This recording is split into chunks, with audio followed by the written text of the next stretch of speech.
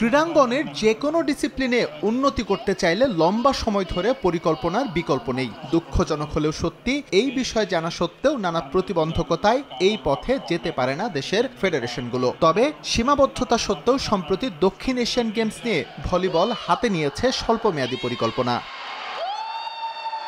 6 দল নিয়ে ঢাকায় শুরু হয়েছে সেন্ট্রাল এশিয়া ভলিবল অ্যাসোসিয়েশনের টুর্নামেন্ট কাফা কাপ, যেখানে দক্ষিণ এশিয়ার দল মালদ্বীপ, শ্রীলঙ্কা, নেপালের পাশাপাশি আছে তুর্কমেনিস্তান ও আফগানিস্তান। এই টুর্নামেন্টে চ্যাম্পিয়ন হওয়ার লক্ষ্য বাংলাদেশের। একই সঙ্গে এসএ গেমসের জন্য প্রস্তুতি হচ্ছে কেমন তার একটা ধারণাও নিতে চায় ফেডারেশন। আবার সুযোগটা আমরা পেয়েছি, এটাকে আমরা কাজে লাগাচ্ছি। আমাদের মেয়েদের টিম মালদ্বীপ যাচ্ছে কাবারার একটা টুর্নামেন্টে। আমরা মেন উইমেন দুইটাকে আমরা ইন্টারন্যাশনাল দুইটা এক্সপোজার আমরা দেওয়ার চেষ্টা করেছি এখানে।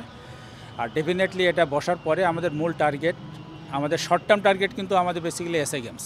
এসএ গেমসে আমরা একটা ভালো একটা অবস্থান আমরা রাখতে চাই, এটাই আমাদের মূল উদ্দেশ্য। শুধুমাত্র কোনো গেমস এলেই শুরু হয় তোড়জোড়। অলিম্পিক অ্যাসোসিয়েশন থেকে শুরু করে জাতীয় ক্রীড়া পরিষদ কারোরই থাকে না দীর্ঘমেয়াদী পরিকল্পনা। ট্রেনিং বাবদ যে অর্থ দেয়া হয় তা নিতান্তই অপ্রতুল। এভাবে কোনো দেশের ক্রীড়াঙ্গনে পরিবর্তন আনা সম্ভব নয় বলে মনে করেন ফেডারেশনের সিনিয়র সহসভাপতি। আমাদের মতো দেশে আসলে শুধু গভর্নমেন্টের উপরে নির্ভর করে স্পোর্টসকে এগিয়ে নিয়ে যাওয়াটা খুবই ডিফিকাল্ট। এখানে গভর্নমেন্ট এবং প্রাইভেট সেক্টরের একটা পার্টনারশিপ না হলে এটাকে আসলে খুব ডিফিকাল্ট। এটা আমরা গভর্নমেন্টের সাথে অলরেডি কথা বলেছি বিভিন্ন পর্যায়ে। তারা আমাদেরকে আশ্বস্ত করেছেন যে তারা তাদের সহযোগিতা ভলিবলের প্রতি বাড়াবেন।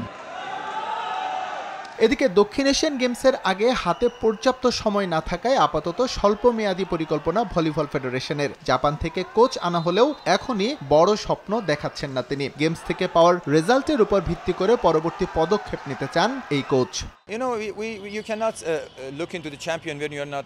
এখনই বড় কিছু বলতে চাই না। আমি আপাতত ফোকাস রাখছি এই টুর্নামেন্টের উপর। মাত্র 1 মাস হলো কাজ শুরু করেছি, তবে অবশ্যই আমার লক্ষ্য এসএ গেমস।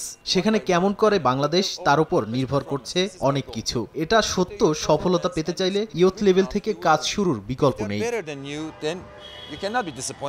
28 অক্টোবর শেষ হবে central Asia volleyball association cup. Bangladesh পরের 4টি ম্যাচ খেলবে যথাক্রমে নেপাল, শ্রীলঙ্কা, তুর্কমেনিস্তান এবং আফগানিস্তানের বিপক্ষে।